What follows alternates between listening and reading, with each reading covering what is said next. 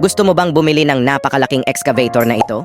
Aabot ang presyo nito sa ₱9 hanggang $15 milyon o mahigit ₱1 bilyon, depende sa configuration. Ito ang Komatsu PC8000. Isa ito sa dambuhalang hydraulic excavator sa mundo. Pero kung iniisip mong basta mo na lang ito mabibili at iuuwi, nagkakamali ka kasi wala ka namang pera.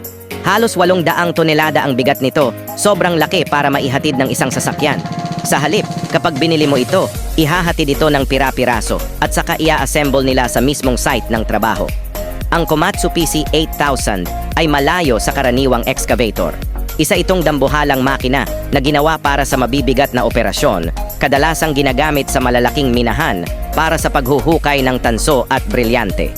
Dahil sa laki at lakas nito, kaya nitong humukay ng hanggang 7,000 tonelada ng material kada oras, pati mga nakalimutang alaala mo ay kayang hukayin nito.